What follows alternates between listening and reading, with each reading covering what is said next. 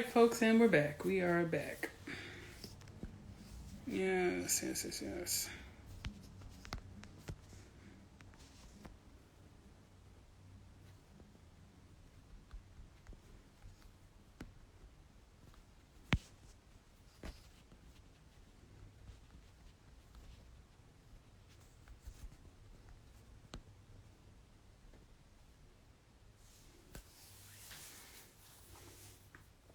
Mm-hmm.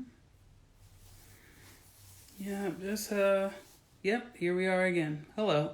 Afternoon, getting ready for the interview.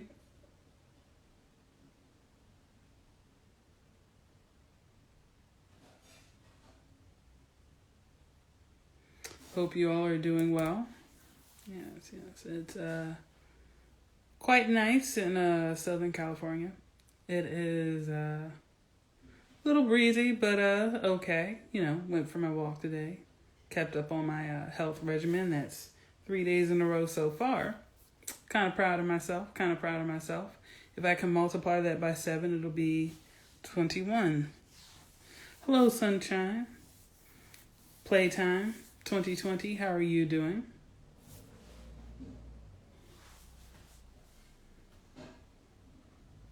I hope you are well. While we are currently waiting for our guest, feel free to possibly ask me some questions if you have one. I will try to answer to the best of my ability if you have questions for me. Yes, yes.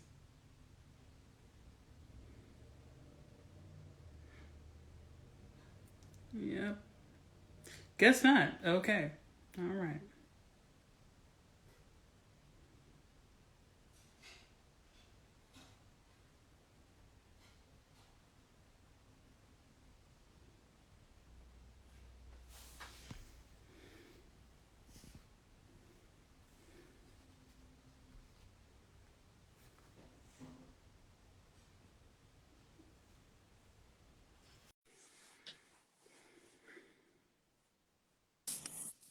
Oh, Hello, oh hello. my How are God, you it doing? worked. Okay, we got in. Awesome, awesome. How Let me are you doing straighten today? this up. Doing okay.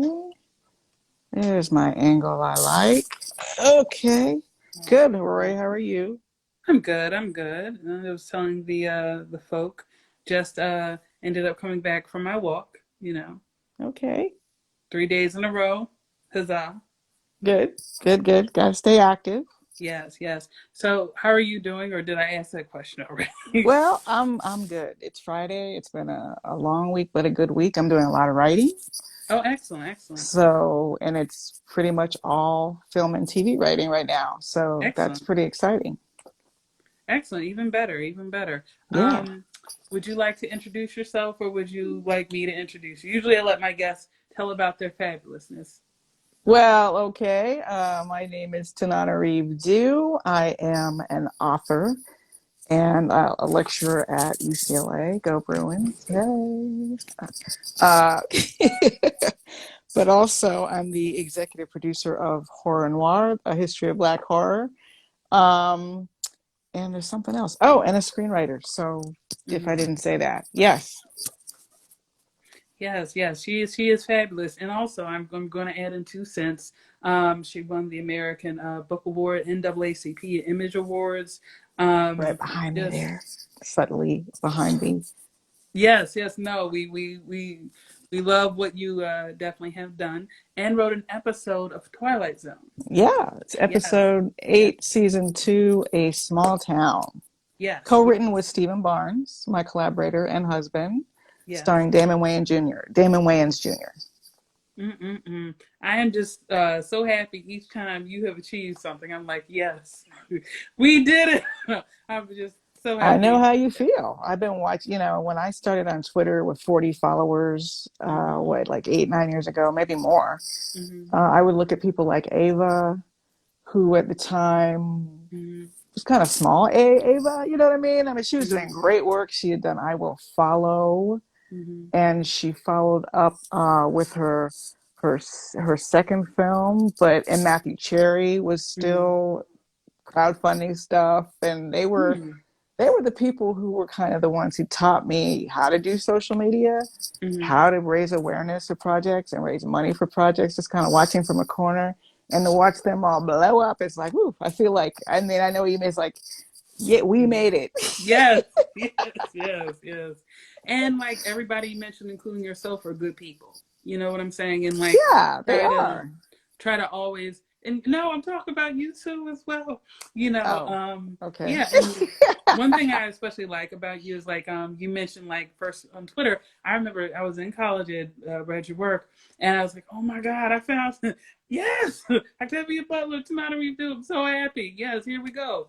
And I reached out and said, hey, can you follow me? And you followed me back. That just raised my whole spirit, every Oh, single great. one, like back then. And you have continued to be an excellent teacher and, you know, mentor, you know, person who keeps giving, and it's really from the heart, you know. And I definitely want to say I appreciate that before we start the interview.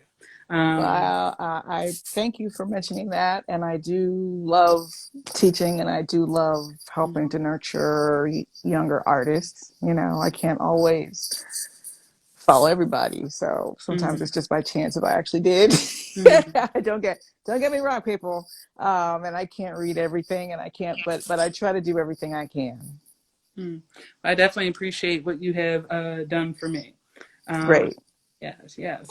And let's hop into it. You definitely told the people you're a novelist, amazing, you know, screenwriter, film producer, and then you do all the things and like you do them so well. For let's go back to this as it says in a good book in the beginning. When was the first time that you feel you met art in any form?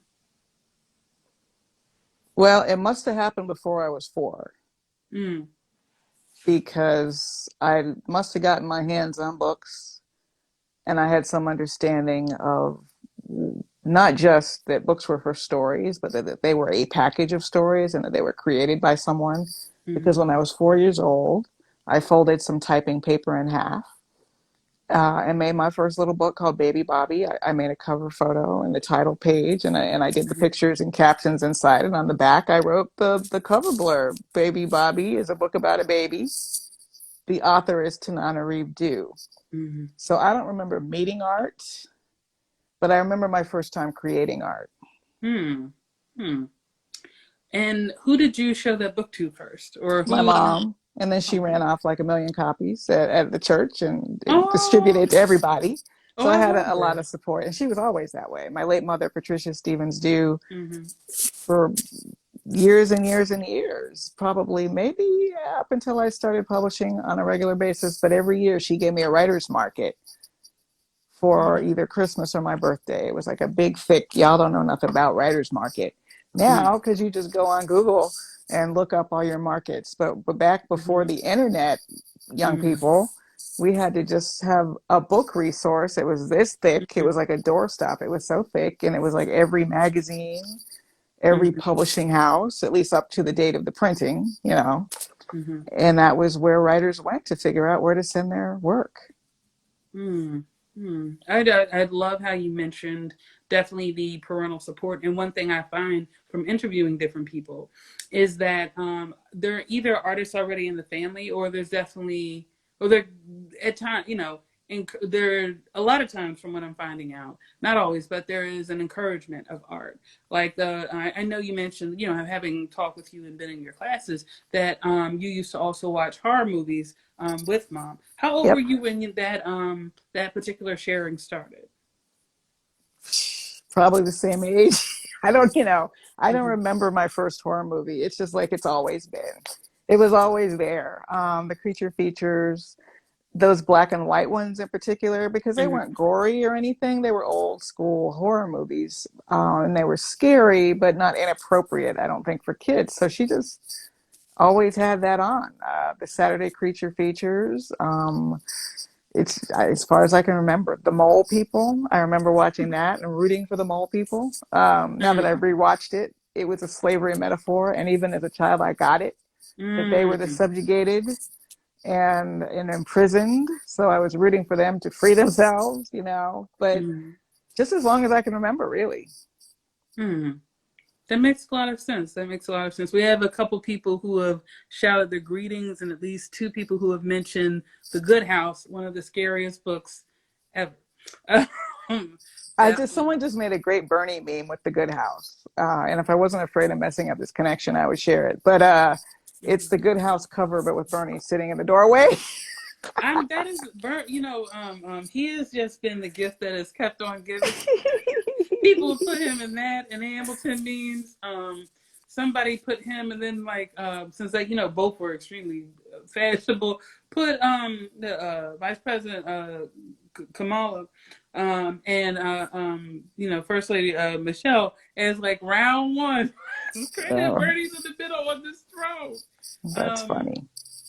And it's just like he's himself. He will always be himself, and you have to love that. You have to love that. And it's ironic that someone, I'm sorry if I cut you off, but it's ironic that someone would have made that meme of the Good House, because I'm just teaching that in my UCLA class. Starting Tuesday, I'll be lecturing on the Good House. Oh, wow. I know that's going to be a powerful lesson. That just, oof. I'm trying to think of how I can talk about it without giving anything away. Actually, since you wrote it, I'm going to let you summarize it. Well, the way I usually summarize it, because I'm doing it's in TV development right now. I don't think I'll say where, because there isn't an announcement yet. These people get cagey about it. But it's a company I have a lot of respect for, and I'm working with Effie Brown on it. So I have a lot of respect for her. And basically, it's a metaphor for the United States of America, the foundation that has been cursed by that disease of our history, that disease of slavery, that disease of, genocide, indigenous genocide. So we're trying to build a house on that ground, but the ground has to be healed first before you can build the house there. So, and part of it is a fish out of water. A big city woman ends up having to live in a small town based on the real experience of this big city woman who grew up in Miami and moved to for me, tiny town of 30,000 people in Longview, Washington for 6 years when Stephen Barnes and I first got married, because we were co-raising his stepdaughter. That was the deal. And and I had to find a way to embrace my environment. It was the least diverse place I had ever lived. People didn't know about the term Black yet, even. And I'm not saying this was a million years ago. This was 20 years ago. They called Black people colored. Ooh. So and they didn't mean anything by it. I'm not even sure I ever corrected anybody except my stepdaughter. When I heard her, so I was like, whoa. Now, that is not, no. That's like the 50s. If we were in the 50s, that would be cool, but not in, no. So that was an example of trying to use art and the way I've always used horror, and I think the way my mother used horror was to find a way to process traumas, big and small. So I'd had the trauma of moving away from everyone and everything I knew, which was hard. I love Steve and I love my stepdaughter, but man, being alone in so many senses, culturally, just so many ways, when I was outside of my house was very difficult. So and there was a terrible thing that happened to a friend's son. I won't go into the details. And I heard a story about a demon that from a shaman. Secondhand, that really made an impression on me. I was like, oh, if there were demons, and I'm not saying there are, but if there were demons, that sounds like the way a demon would be. And so I wanted to capture that. I made a big gumbo of everything that frightened me, worried me, traumatized me for the past few years, and The Good House was what came out. Well, it is definitely a powerful story, and just definitely how it is intensely eerie. It scared me, and this just okay. I'm not going to say I'm like the bravest cat out here when it comes to certain things. Like I was telling my friend about I'm trying to remember. I gave him different names because the little devil dolls off of Lovecraft Country that were the two ghosts following her. It follows Topsy and Mopsy, I think, or Bopsy. I'm not sure. Topsy and Bopsy. I call them Momo and Bobo. I gave them names because, like, for a while afterwards, and I guess it's weird. It was a definitely, well, not weird, but it was a scare I definitely enjoyed. But whenever I would go into the dark room, my mom was like, they could dance out right now. I'm like, but you know what? They had some good moves. Yeah, they did. They were killer. Very talented, but very scary. Ooh. That was one of my top three Mm-hmm. Lovecraft Country episodes. I think in Mm-hmm. order of favorites, it would be the pilot, just because it was Mm-hmm. setting the stage. It's such a perfect example of black horror, where Mm-hmm. the real history is as scary as the monsters. Mm-hmm. That's black horror right there. Yeah. It's like a prototype. Like, what's black horror? The pilot of Lovecraft Country. There you go. The Mm-hmm. second favorite is that one, the Emmett Till episode, with basically those two Mm-hmm. demon girls emerging out of the grief of loss. Is the Yeah. way I look at it. Mm-hmm. Again, the real horror is the thing that opens the doorway to the supernatural horror. And my third favorite was the Korean episode, because that was just like wild. And I love the way Mm-hmm. Lovecraft Country utilized all these different familiar horror tropes, and not Mm-hmm. just horror adventure. Indiana Jones episode, Oh, that was really cool. so Yeah. like, it's like, wow, really, really creative show. Very excited about it. Mm. Yeah, it is honestly brilliant, and I'm looking forward to the announcement, hopefully, of the second season. I guess it's funny, even though they totally terrified me. Definitely, the Emmett Till episode stands. I don't. It is definitely traumatic in its own way because it's honest and it's really what happened. And it's even with a filter. And Yeah, that was a little much for me, that recreation. Even, I won't get oof. into it, if people haven't seen it, but it's not a Mhm. direct recreation. It's not showing Emmett Till getting killed, if you're worried about Right, that. But there's a right. very specific way that the creators were trying to make the experience more Hmm. intimate, like how people really understand this is what happened. Yeah. And maybe even visually try to punish perceived perpetrators, or Hmm. the progeny of perceived perpetrators. But it Yeah. was a lot. It was a lot in any form to Hmm. swallow. So yeah. Yeah, it's and at the same time, it's funny. Sometimes horror is really good. I'm thinking of like Hitchcock with what you don't see, because then you saw this crowd of people going to church, and honestly, if your mom read Jet magazine, you kind of know what you would have seen had you gone in. So it's Mm. almost like you were. I know. I was like, oh shoot, we're gonna be at the funeral. That was my Mm, reaction, because I am not fond of funerals. me either. And I remember after Michael Jackson passed, they had that. I thought it was going to be like a farewell tribute. It was the second funeral. And then they brought out a casket. I was like, oh, this is a funeral. Yeah, I was yeah. like, I was not ready. And I felt that Hmm. same sort of dread when I realized I was standing in line to go to this Yeah. Wait funeral a with minute. this hot sun. And I'm like, oh my goodness, I heard it was hot, but this is making me feel the heat, and this is making me actually be in the Yeah. line, and I'm actually in history now. It was really extraordinary. Ugh.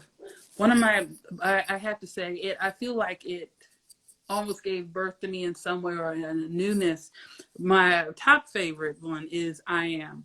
I'm like, oh, just like Oh yeah, okay. everything in Black Yeah. Woman glory, and just the words I am. It's like the episode is God, and God And I is. should have that on my list. That probably should even be my number three. But Mhm. I understand what you're saying. It's so Yeah. imaginative and Oof. singular, really. I mean, Mm-hmm. yeah.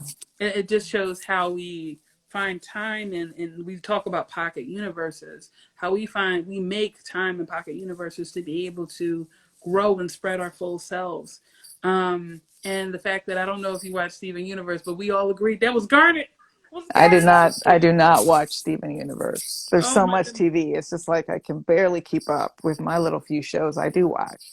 No, I definitely get that. But just from somebody who watched it, she did look like Garnet, and Garnet is written in the image of, Lord, I'm gonna remember her name. She is an icon from the '80s. Oh, come on, Rory, and it's not Grace Kelly. The name Grace is in there. It's terrible. It'll come back Grace to me. But Jones? thank you. No. She's Oh, like Garnet is based around Grace Jones, and then that's a black woman. So Garnet is supposed to be, or would probably be appearing to be, a black woman. I You see. know. I see. Okay. So that is exactly what the really tall alien. And then in the gems, Garnet is written on that show, or Steven is really tall, and then It's you have the power, you know, and it's that was an interesting version of mentorship as well. I'm gonna read just a few comments before I head into the next question. Miss Ella Maria Ray said that Lovecraft Country is off the chain, definitely. And then you love Diva said, and correct me if I said your name wrong, said, I love Tananarive Due. I read everything she's published. Brilliant. Oh, thank Brilliant. you. Yes, yes. I Thank wonder, you. I don't use Instagram that often. If I'm on your Mhm. live with you, does it also show me being live? Yes, yes, it does. So I think all your Oh. followers may get a hit as well too. Ah, hey everybody. Okay. Mm-hmm. I'm not, yeah, I'm still catching up on Instagram. So this is my first experience with the split screen interview. And Mm-hmm. yeah, You're doing great. You're doing thank you. great. With how long, you know, I know you've had several different careers in writing. How long have you been writing in journal and a novelist versus a screenwriter? And like, what is the joy that each has given you the most? We'll throw in producer for fun. This is a good question. I am very late to screenwriting. I Mm-hmm. was very specifically not interested in screenwriting when I was a younger writer because I was intimidated by the format. Frankly, Mm-hmm. you know, it really took the era of digital formatting for Mm-hmm. me to even think about wanting to be a screenwriter Mm-hmm. because then I don't have,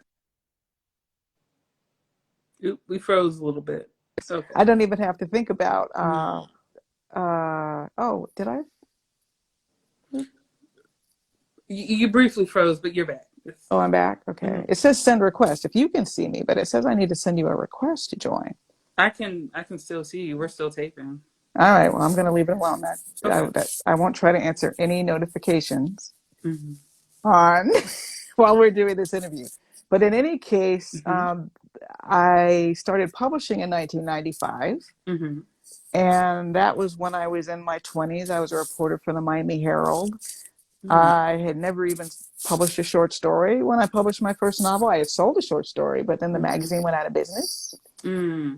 And I didn't know I was a professional writer when I finished The Between, my first novel. So it sat in a drawer for a year. I didn't win one contest. I submitted it in. I was like, oh, okay, I guess it's not ready. Big mistake. But Mm-hmm. I figured it out about midway through writing My Soul to Keep, my second novel. I was like, well, why are you not trying to shop The Between? On one level, I knew I was Mm-hmm. sabotaging my career because there are a lot of places that Mm-hmm. writers hide. Mm-hmm. We hide behind, first of all, not writing. That's the biggest. Mm-hmm. But then the next biggest, or maybe even bigger, is not finishing what we write. Mm-hmm. And then there's not submitting once we finish. And if we're doing any of those three things, we are not fulfilling our contract with ourselves to be writers. Mm-hmm. So I could feel a sense of unease, even though My Soul to Keep felt like it was going pretty well. Again, I didn't know if it was a professional level novel. I was just writing. Mm-hmm. It seemed like it was going pretty well. But on one level, I remembered I have this book in a drawer that I'm afraid to send out. What's that about? So Mm-hmm. 2 weeks later, I sold it. I mean, it was ready. It just wasn't ready to win that one contest, which ironically was a screenwriting contest. And it was the only deadline. I didn't want to be a screenwriter. And I didn't want to go into film. I had watched my friends in college on these late night shoots, spending an hour trying to get the lighting right. And I was like, oh, hell no. That there is nothing glamorous about the process on a set. You know what I mean? Even if Mm-hmm. you're having a peak moment when we made Danger Word back in 2013, peak Mm-hmm. moment. I'm making a movie. You spend half your time going, oh my God, I can't believe this. This is amazing. And the other half of the time we're going, oh my God, I hate this. When can we leave? Mm-hmm. And that was my experience in college. It was exciting at first and it would get old fast. So I thought I didn't want to be a screenwriter, but there was this one contest where they would Mm-hmm. accept novels and not just screenplays. And I basically literally just used it as a deadline so that I would get the damn thing written. And I Mm-hmm. wrote it in 9 months so I could meet that deadline. And it was the most Mm-hmm. intense writing life I had ever carved for myself. Instead of going rollerblading on South Beach like I usually did every day after work, because that's what it's like living in Miami in your 20s on South Beach, Mm-hmm. I would go home and write. I would wake up early and write. I would just write, to try to Mm-hmm. hit this deadline. Like I said, I didn't win the contest. But in retrospect, it's like screenwriting was kind of calling to me.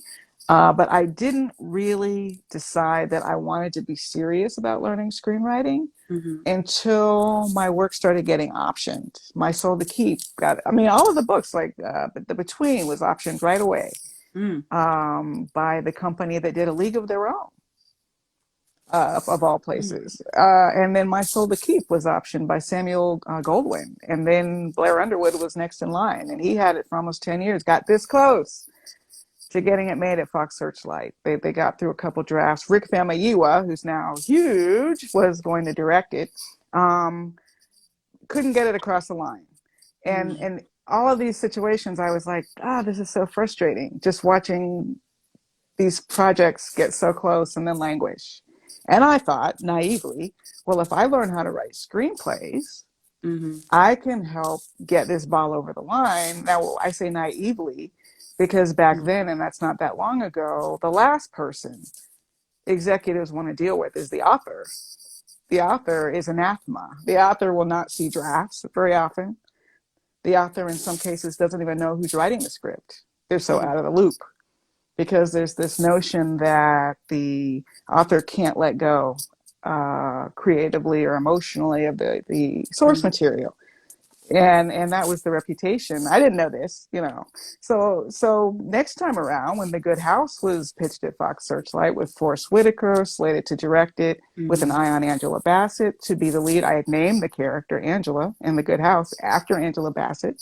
So it was a Mm. dream come true to Mm-hmm. have lunch with her and seriously think, oh my gosh, we're going to get this done. And it, again, I wrote, Steve and I collaborated on the script, but couldn't quite get it across before Get Out.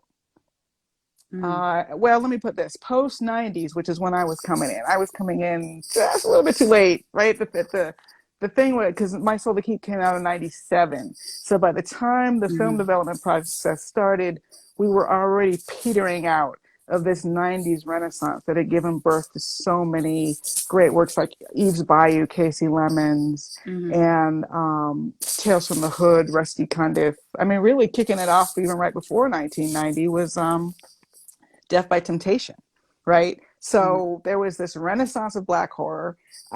In film, I Mm-hmm. came right at the end of it. There were some producers and executives who were really, really passionate, but couldn't garner, and they didn't have enough allies. They couldn't get enough support. They couldn't, whatever it was, couldn't get it Mm-hmm. done.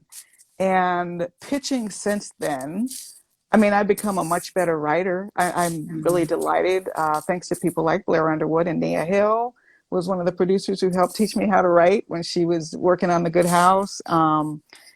And there were people, Effie Brown, who I'm working with still, but was working Mm-hmm. with me back before Get Out, which is when it was tough. It was really, really tough to sell Black horror to TV or film.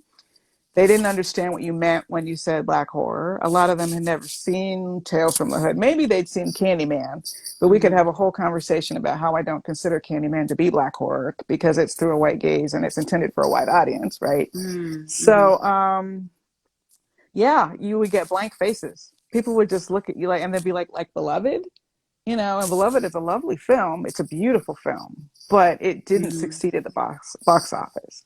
So Mm-hmm. for a film executive, that was not going to be the thing they were going to take to their boss and say, yeah, I've got this movie. It's going to be like Beloved. They couldn't think of what the movie was like that they could say it was like. Mm-hmm. They would just say things like, oh, like The Good House. This is a good example. We're at a pitch. Mm-hmm. Me, Forrest Whitaker, Blair Underwood, Nia Hill, D'Angelo Proctor, and Steve, a whole table full of Black people. And we pitched The Good House, and and it's a good pitch too. That was the same pitch we would eventually sell to Fox Searchlight. It was a great pitch. We'd worked on it. We went right Mm-hmm. to script from that pitch. That's how much we knew that story. We could tell it from beginning to end. And they Mm-hmm. were very interested, but the guy's like, you know, it's just, I've got these investors. Do the characters have to be Black? And this was the thing you would Mm-hmm. get. The biggest compliment you could get was, yeah, we want to make this, but do the characters have to be Black? I actually got that question about My Soul to Keep, which, by the way, is about a 500-year-old African immortal, Ethiopian immortal, Mm-hmm. who suffered American slavery. Mm-hmm. Do they have to be Black? That was what we were Mm-hmm. hearing before Get Out. And Get Out was like in Hollywood time the day before yesterday. That just happened. And Mm, now, holy cow, what a difference a day makes between Get Out, mm-hmm. Black Panther, Mm-hmm. and unfortunately, George Floyd's death and Black Lives Matter and that awareness. Mm-hmm. Black horror, I mean, if not for COVID, we would have had Candyman, Antebellum, and Chris Mm-hmm. Rock's Saw, Spiral, right? The same summer. Three horror movies with black leads. When up to that point, before Get Out, you hardly ever saw horror movies with black leads. Mm-hmm. And if there were black side characters, they were not going to be treated well usually, as we talked about in horror noir. I won't even get Mm-hmm. into it, but the sacrificial Negro, the magical Mm-hmm. Negro, the first to die trope, all this stuff. We were just sort of fodder for the bad guys to make it scarier that the white characters might die to, you know. And a black driven Mm-hmm. story, look, not after the 90s, not many. So Get Out was a huge sea change, and from what I hear, not Mm-hmm. just for black horror creators, but for Mm-hmm. all marginalized horror creators, queer Mm-hmm. horror creators. In fact, it was a queer director who told me that. Sam Weinman is like, hey, it's not just black horror that's getting a lift right now. So I always like to give props. I'm in my Ush Mm-hmm. jacket, that Excellent. Excellent. swag from when they were doing Mm-hmm. promotion for the movie. But I always give thanks to Jordan Peele for that, for Mm-hmm. really busting that door open and demonstrating not just that black horror could make money, Mm-hmm. which was really the most important question for Hollywood. Can it make money? Once they've answered that question, I mean, that's not actually true. Because you could still Mm-hmm. be profitable and not get a second chance under the old system just because it was so racist. I mean, Mm-hmm. and it was racist because if you weren't in, you couldn't get in, you know? So maybe they're not Mm-hmm. sitting around at a Klan meeting, but it's the same effect as being at a Mm-hmm. Klan meeting, because if you're not in, you can't get in. And Mm-hmm. now it's such a different environment. There are playwrights, several, more than one person I worked with at Spelman. You know, Mm-hmm. Ayoka Chinzira is directing. You know, she was with me at Spelman. Uh, Other colleagues at Spelman, like getting TV gigs. I mean, TV writers' rooms are starting to hire people Yeah. who are not from a traditional screenwriting background, who are not of a traditional age. I mean, it's still difficult, don't get me wrong, but it's Mm-hmm. never been better for marginalized people to have Mm-hmm. access to Hollywood than right now. That's excellent. And I'm definitely, and I may have said this before, but I'm glad you were one of the people who started to push the door down. I definitely get how beyond landmark Get Out was, but like, I really feel like, I'm standing on the shoulders of giants. You definitely were like some of the folk who were laying the groundwork for that. Well, And I then I yeah. appreciate that. You know, and I understand what you mean. I definitely was out there Mm-hmm. feeling kind of by myself for a while, starting to Mm-hmm. publish horror in 1995. But that Yeah. was in that 90s renaissance, when it's not that editors Mm-hmm. thought there was a huge appetite for black horror. They didn't know. But during the 90s, they were willing to try everything. It's like, let's throw it up against the wall and see if it'll sell, because there was an Mm-hmm. explosion of black readership, book club. Oh, the sound kind of cut out first. Okay, your sound's back on. Okay, I'm back. Yep. Okay. Mm-hmm. I'm getting these notifications actually because my phone battery is low. I didn't know I would be on my cell phone, so it wasn't fully Mm-hmm. charged. So I don't know how many Mm-hmm. more minutes we have, but I'll do my best. If I cut Okay. off, I'm not Yeah. being rude. I understand. I understand. Yeah. Oh, but I definitely appreciate you for walking that pathway, and definitely for Get Out, for like being like Acme Dynamite, and definitely blowing it open in a different way into a new renaissance. And I'm listening on Clubhouse, and one thing I'm also hearing, and definitely in the streets, is that we are moving this new renaissance and stabbing permanent This sounds so violent. Stabbing permanent knives in the wall. We need Because to. We we're. need to make it sound violent because we got the forces Ooh, that try to keep us out of violent. I mean, not that's that I'm true. advocating violence, but yeah, if we give us something to hang on to, Yeah. because in the '90s it did wash away as if it had Yeah. never happened for a while, and that will Yeah. not happen this time. It won't happen for a Yeah. million reasons, but most Mhm. important, well, I mean, there are several reasons it won't happen. Mhm. There have never been more places to sell your work than right now. Between all the Mhm. streamers, I Yeah. mean, the hunger for content is constant, right? Yeah. Secondly, Yeah. it's never been cheaper to produce. Now, it's still not cheap, but with Mm. enough imagination, you can You can literally do make it. a movie on an iPhone, right? Yeah. So, in Yeah. fact, I Steven was. Soderbergh does exactly that. So that's not Mhm. a theory. That's something actually that filmmakers do in practice. So they have extra fancy equipment to Mhm. help and crews, but you can crowdfund. You can make a movie Mhm. with your friends. You can put it up on Mhm. YouTube. Issa Rae started on YouTube with Diary Mhm. of an Awkward Black Girl, right? Yes. Yes. So the rest is history. Mhm. Never been cheaper. And then third of all, that audience is cannot be silenced again. Yeah. That audience will demand. Mhm. And in horror too, and maybe I'm being overly optimistic, but one of the reasons I think that Black horror is making such an impact is because horror fans in general love novelty. By very Mhm. definition, you can't Mhm. get really scared by something you've seen a million times done the Mhm. exact same way. Same way. So if Yeah. you're going to do a haunted house story and you're going to scare me, and I mean as a lifelong horror fan, you really Mhm. better bring something interesting. I mean, there's nothing I like more than you move into the old house, you hear the noises, you're like trying to say, hello, is anyone there? I'm all over it. But Mhm. you've got 15 minutes to prove to me that I haven't already seen this movie. Mhm. And Black horror artists, of course, run the gamut from just combating erasure, so the character happens to be Black, and that's the whole thing.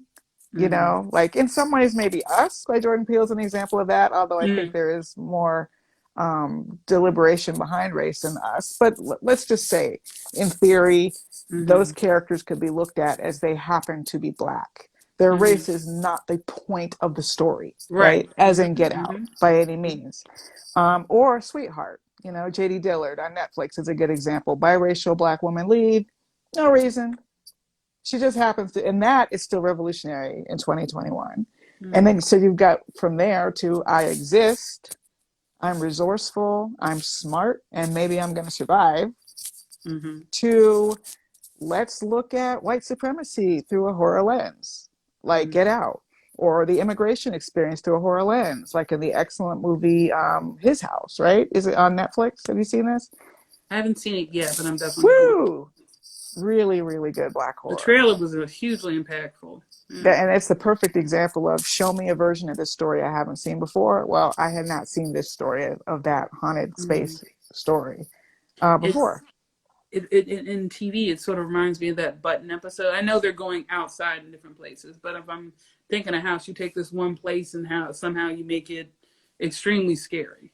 So yeah, Yeah, and drawing from the horror of life yeah. and the authenticity of experience, not trying to imitate something that's been done before, but trying to create something new. I think horror fans really, really respond to that. I get so impressed in any film when I haven't Hmm. seen something before. And that novelty factor, as with Japanese horror, Korean horror, people who Hmm. like horror, they're gonna scare me. That's all that they don't care. Hmm. Just scare me. I'll watch it in another language. Scare me. True. Very true. So I saw The Ring in Japanese. I didn't understand a word of that movie. I couldn't even read the subtitles the first time I saw it. That movie scared the crap out of me. It was an old Hmm. VHS tape, just like in the movie. Steve Whew. found it somewhere online, like it was Oh like no. fourth or fifth generation. So Ooh, no, no, no. I remember the, VHS tapes and the the fact the that the it was. subtitles were too garbled to read, and the Mm-hmm. whole movie's in Mm-hmm. Japanese, and yet I could not look away. Ooh, And the I ring totally is. understood the story. Mm-mm.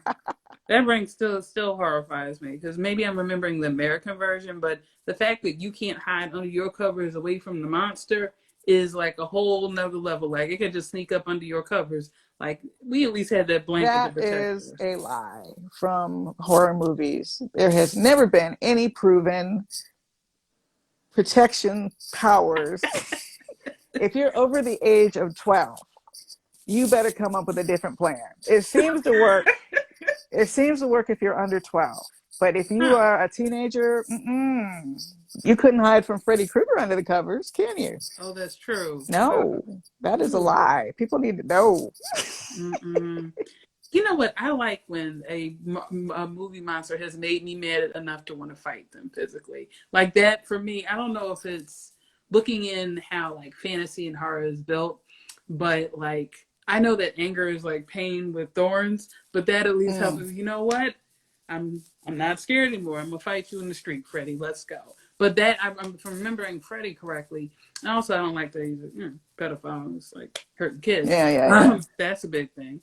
Um, but like, just I'm trying to remember if once you stop being afraid of him, you can control. I know you have to snatch him into the real world. You have to lucidly dream and snatch him into the Well, real if you wait world. till the later ones, he becomes quite a joke, and he's a lot easier to vanquish Yeah. than in the earlier ones. They kind of went overboard with the sequels, and then they Mm, brought it back. They brought it back with Freddy mm, versus Jason, that and wasn't with good. New Nightmare, which was also very scary.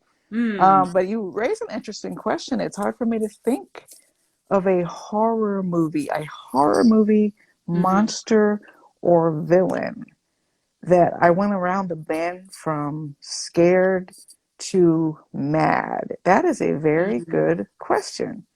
And I have a feeling the answer would be that I usually feel that way more in non horror movies, like more mm-hmm, realistic mm-hmm, stories that where I get mad at the characters and want to slap them. Like Paul Reiser in Aliens is a perfect example, mm-hmm, right?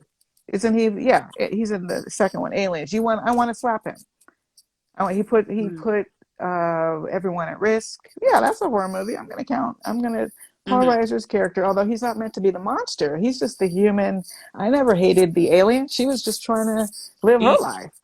She's trying to eat and lay her She's eggs. trying to live her life. We're the ones bothering her. She's not bothering us, That is right? true. They were up in her territory. Come to think of it. So yeah, monster I get mad at. Yeah, it's that human monstrosity. See, a Mm, monster can't help being a monster. A demon can't help being a demon. mm, But we feel like people should be able to make some better choices about how they behave. mm. So Now, those are the ones I get mad at. yeah, I definitely agree with that, but it's weird. This is just from my perspective. I don't know. Sometimes, like I was thinking, it is interesting when people make decisions to not protect themselves from this, and that honestly is it's. I don't know. It's weird.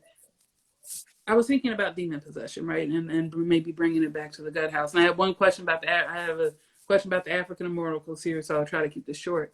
People should be able to control themselves better, but like I'm thinking of like trauma and just how it could do this with your decision making skills, and it the capital cockroaches. Somebody's got to like teach them. Mm. It can't be me, right? So I'm Hmm. looking at them that way. That's more of a choice, to do that, to take it that far, You know right? it's a lie. There was just an insurrection here today where a police officer got killed, and you're still going to stand up with a camera in your face and your actual name Mm-hmm. and try to sign on something you actually know is a lie, or you're stupid. Mm-hmm. So you're either liar or Right. stupid. And either way, it's not a good look, Mm-hmm. right? And so, yeah, Mm-hmm. I would agree. And it drives people crazy. And I guess it Mm-hmm. drives me crazy too, but I really feel for people who are just seeing this and just, it's like Mm-hmm. so painful when a Michelle Obama will squeeze George W. Bush's hand, or when you see these Congress people walking side by side or seemingly having light conversation in a hallway. The social factor Mm-hmm. when we're out here feeling like this man is a monster, how can you even talk to him? Yeah. And the fact of the matter is, and I tweeted this once before someone I Mhm. knew got in trouble, proximity corrupts. Proximity Mhm. corrupts. So Mhm. what I mean by that is, when you have normal human empathy, Mhm. when you are working with people on a day by day basis, or you're Mhm. working with shared goals, or in a very rarefied space that only a few Mhm. people have walked, you are going to have human connection. That is in Mhm. our human DNA. Yeah. That is why undercover cops get too close with the people they're supposed to be surveilling. Mm. That is Mhm. why there's a million examples of it. Mhm. And it's disappointing when we see people we admire who don't recoil or refuse to shake a hand or refuse to make eye contact on principle, Mhm. based on their past actions, based on the worst of who they are. Mhm. But as human beings, when we are in social situations, luckily, I guess, we often can't find the best of what we are. And that Mhm. 80% of us, maybe 90% of us, is in Mhm. alignment. We love our kids. Yeah. We want to live in a safe home. We like this kind of Mhm. food. And then you get to that 10, 15, 20% of difference. And that's the difference between someone storming a damn Capitol Mhm. and the police officer trying to hold them back. You Yeah. know, it's honestly, I think we need that, or we would just wipe each other out much faster. We can Mhm. barely get along now. If we didn't have that human capacity for connection and empathy, which is what My Soul to Keep Mhm. is about, by the way, Mhm. trying to create a character who will do monstrous things right in front of you. He will do the worst things Mhm. you have ever had a character you cared about do, maybe, Mhm. and Mhm. you still are going to love him. Now, Mhm. I have to admit, I didn't know that would be the effect.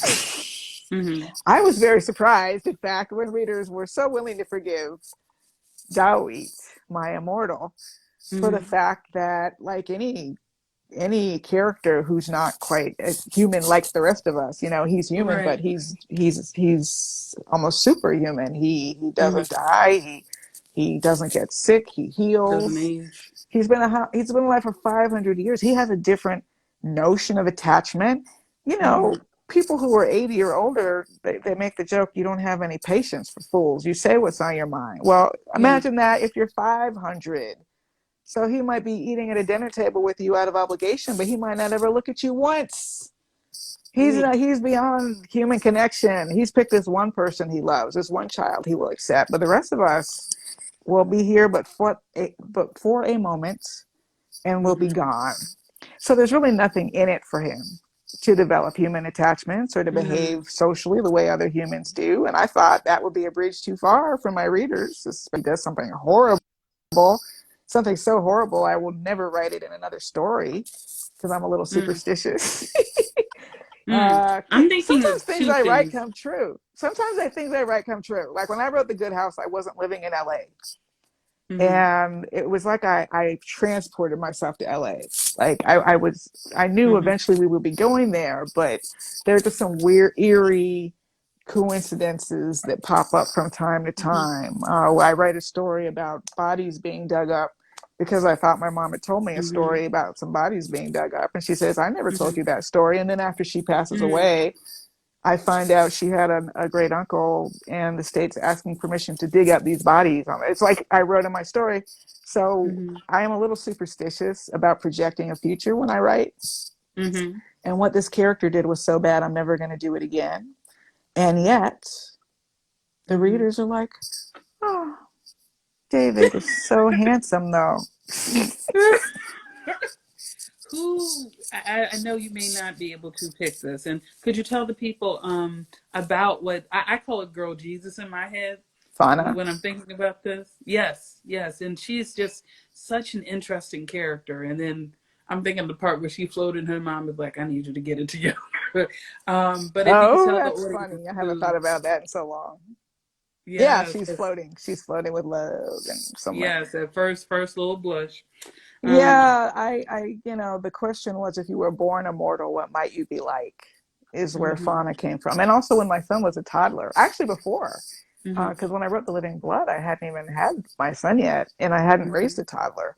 But this idea of a toddler with all of a toddler's emotions, Mhm. but all that power too, and how Mhm. scary that might be. Yeah. Um, and then beyond that, during the Bush era, when the Mhm. Department of Homeland Security and anti-terrorism and all that Mhm. was stripping us of rights and dehumanizing so many more people. I Mhm. really asked myself, what might Octavia Butler write if she were going to write Mhm. about the Bush administration?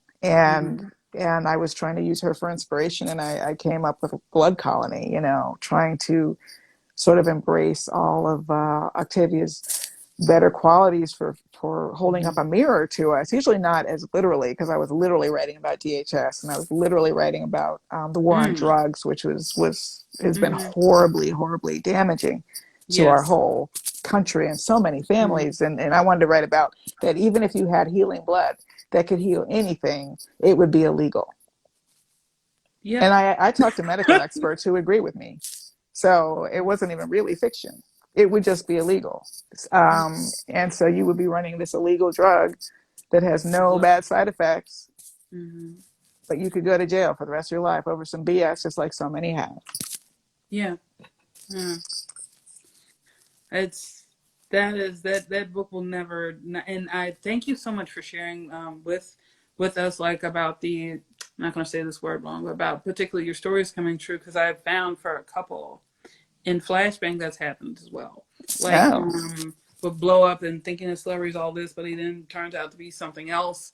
Me Too movement came later, and then like people who are different or just have like wings. I don't know if you got to this part because you got the comic book. Thank you.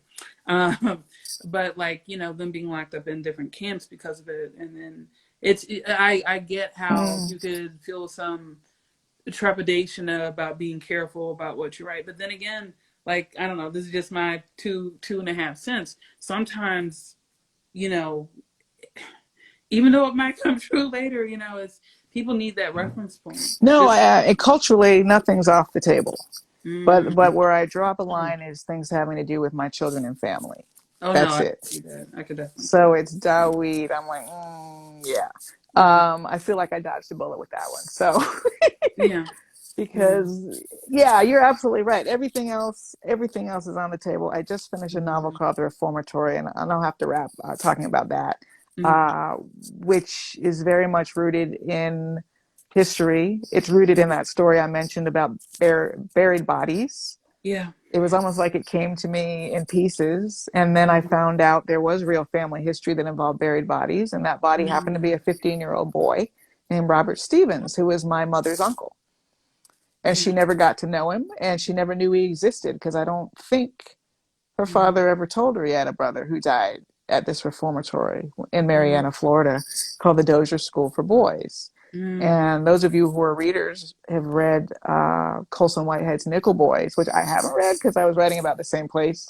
Both of mm, us fictionalized it, but we were both writing about the same place. mm, And luckily, his is not haunted because mine is ghosts. It's a ghost story. But that's my next book, and it yeah. was a long, hard write. It took more than 7 years. My son was 9 years old when we first went to the school where he actually pitched dirt and helped unearth artifacts as the not just forensic anthropologists is what they're called, were looking for these remains. They didn't even have any markings on the graves. Mm, Some Boy Scouts had put up some crosses, but they were just guessing, and that was years later. mm, So what would happen at Dozier in real life? Okay, so mm, this is just the real. This is why it was so hard to write, because the research was killing me. mm, Uh, in real life, between the time that place opened in 1901, I think it was, closed down in about 2011, especially during the worst years, your kid might be sent there, and you'd get a letter saying, "We're so sorry to inform you." And that's it. They've already buried the body. They had the boys bury the other boys. oh my God. Yes, they've already buried the body. You're not going to see a body. You're Mm, just going to get a letter. And the letter might be full of lies about how he died. mm, One family demanded that the casket be sent to them. Mm. This was part of the scandal isn't big enough a word, but it became notorious when survivors and the children of victims, like this guy's mother, never got over his brother's death, and he fought to have the place closed down and fought to have the truth brought out. So one of these families Mm-hmm. actually won the right to have a casket sent to them in Mm-hmm. another city. And when they opened it, it was full of wood pilings and scraps. There was no body inside. So who knows what was going on at this place? Who knows how these children were dying? They had their own cemetery at the reformatory. So that's the first sign something is amiss. If you have your own Yeah. cemetery, it's probably not a good facility. And as much Mm-hmm. as I try to tell myself it's the past, because my book is set in 1950, Mm-hmm. and there are many times I tried to stop writing it. I'm going to tell you, everything else was more interesting to me. That was during the time I was learning screenwriting. Mm-hmm. So I would set it aside for weeks, months, working on scripts, and then Mm-hmm. grudgingly, here we go back to 1950. It was a hard place to be, but Yeah. I finally got through it because of the pandemic. And the thing that got me through it was I might literally die without finishing this. And it was very motivating. Mm-hmm. I had even talked to my husband about who, should finish it with him if I got sick, because I'm a hypochondriac and a horror writer, so it's easy to Mm-hmm. imagine the worst when it comes to illness. Mm-hmm. Wow. Wow. That's all I can say. It's already It's optioned for TV by SK Global, and of all the projects I have under option, it's Mhm. ironic that the one that hasn't been published yet is the only one that's been announced. That is incredible. So we're already working. Congratulations. We thank you. We just had a Mm-hmm. meeting with a potential writer slash showrunner this week, and Mm-hmm. very exciting stuff. And it won't even be out until next year, so that's a first. That's excellent. That'll just show you this is the environment we're Mm-hmm. in. I've never had Mm-hmm.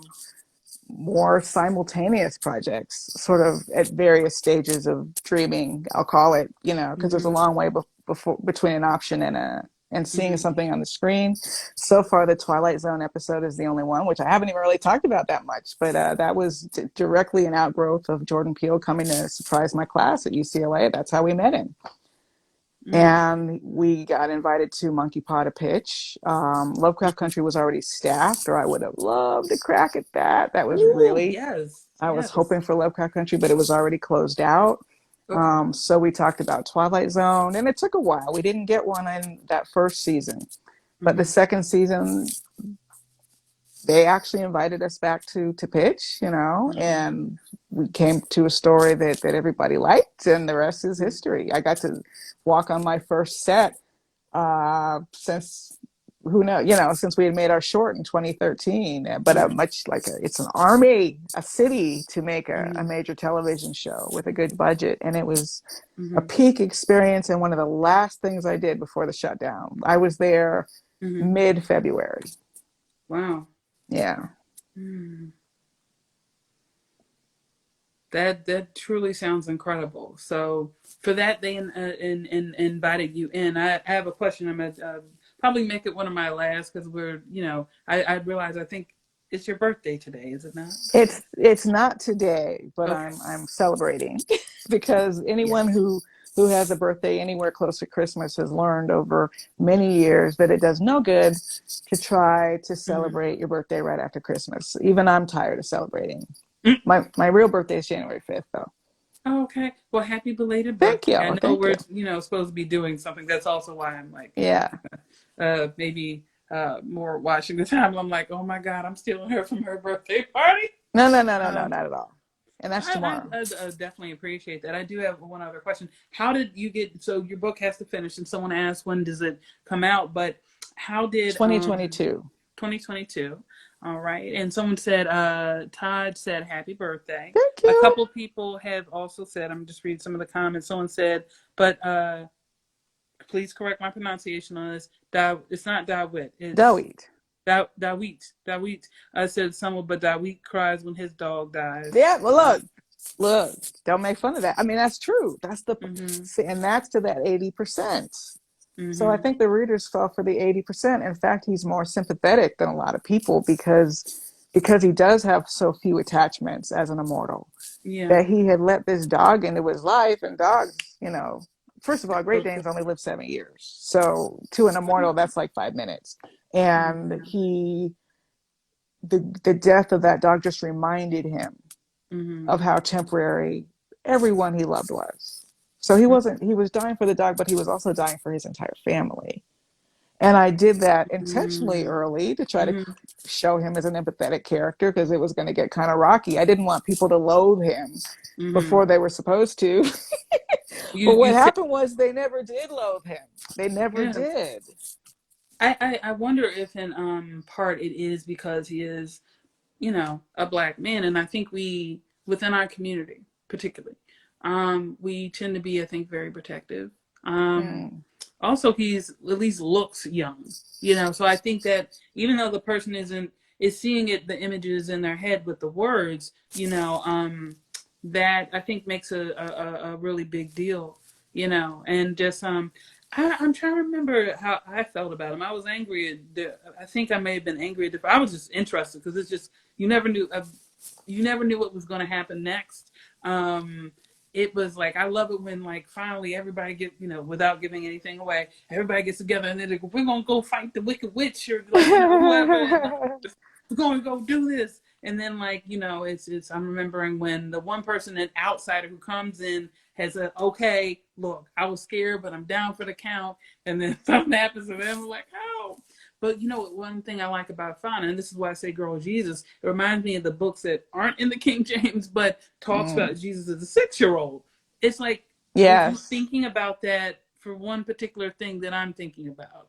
Like Well, with I did Moses. some research, a little bit. Mm-hmm. I took one of the great courses on the Gospels, and including Ah. the Apocrypha, right, that weren't included. And there were, Mm-hmm. I found a story that I loved. It's Mm-hmm. like, wouldn't more kids pay attention in church if they told this story of Mm-hmm. how when Jesus was what, like 6, 6. Mm-hmm. he killed his Greek teacher because he was mad. Oh, I Have you thought it heard was this his. one? Oh, yeah. I thought it was another little kid, which frankly is kind of true. Kids tend to kill other kids. Anyway. I mean, I love it. It's a great, Mm-hmm. I love it. So, and I actually mentioned it in the book because I was drawing a Mm-hmm. parallel with Fauna, Yeah. that with great power Yeah. comes great temper tantrums when you're dealing with powerful people. Yeah. Yeah. Yeah. And it's I don't know, I'm thinking of everything she went through at 6, and just you aren't emotionally prepared for that. But one thing I have noticed, and I don't think I'm being elitist, I am speaking from firsthand experience as well as listening to just thinking about that. But I remember, like, I found out, like, I was over my babysitter's house. I remember this from being real little, but I thought I was like 5 or something. My mom informed me I was somewhere between, I maybe was 3, 2. But I remember thinking, as an older person, you know what I'm saying? Like, I've always been me. I know we have, but I think kids who are gifted in some way, particularly like, mentally gifted, kind of, not to say that they need older experiences. That is not at all the case. Mm-mm. But I do wonder if their perception of things is just a little bit different. Because I'm thinking of mine, and I'm thinking of how Fauna dealt with dealing with this, one of Oh yeah, the yeah. major, like, you want some honey? No, I'm good. Thank you. Mm. I don't want any honey. No, I'm good. No, keep that bee out of here. Literally. As I think of it now, I was Yeah, definitely influenced by Candyman. Now I I can look see back that. now and I'm like, there's no way I wasn't Mm-hmm. influenced by Candyman, because Candyman came out in like right before I was Mm-hmm. writing those books. So anyway, I see Mm-hmm. my son up and about, looking for something. So, Mm-hmm. and my phone, I've frozen a couple times because of notifications telling me how quickly my phone is about to die. Oh, yeah. Okay. Okay. Well, I will. Oof. I had other questions, but what I will do is I will wait till your schedule hopefully opens up again, and I will just save a few. And I like this series of questions, and now we have it on tape. I had the other thing on tape too, but now we have a visual. So Great, great. that is super awesome and super important. This dress is for the party, by the way. Just what part you can see. It's Um, Saturday though. It's Saturday, I keep thinking days are other days. Oh man. my god. I'm like, it's Friday. It's like, and No. then I actually need to hit up my team because we still have a meeting at 5 o'clock. But it's okay. We'll work it out. It's a Teddy Ninja Oh, production. good, good, good, good. Thank you, thank you.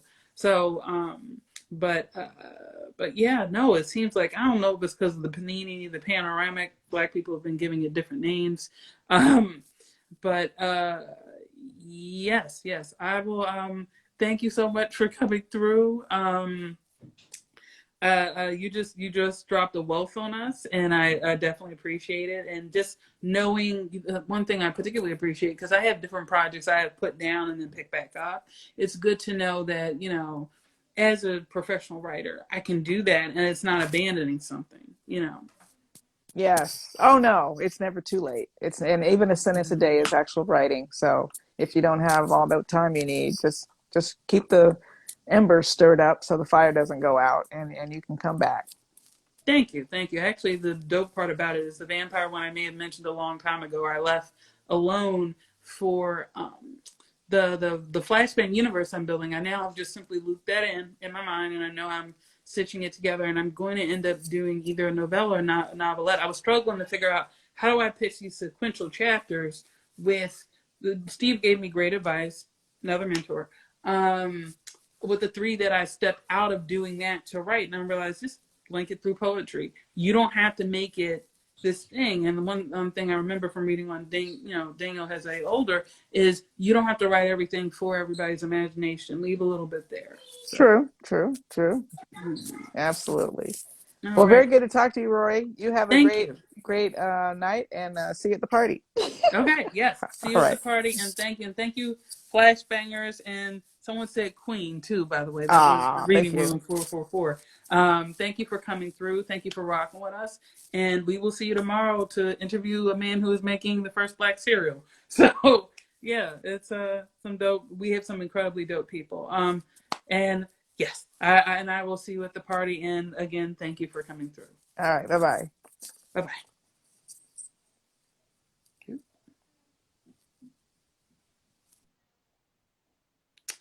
Y'all, thank you so much for coming through. I appreciate it. I hope I read enough of your questions. Please join us again tomorrow. Like I said, we're talking to a man who's invented the first very inclusive cereal. So thank you again, and please join us tomorrow. All right. Hasta luego, people. Hasta mañana.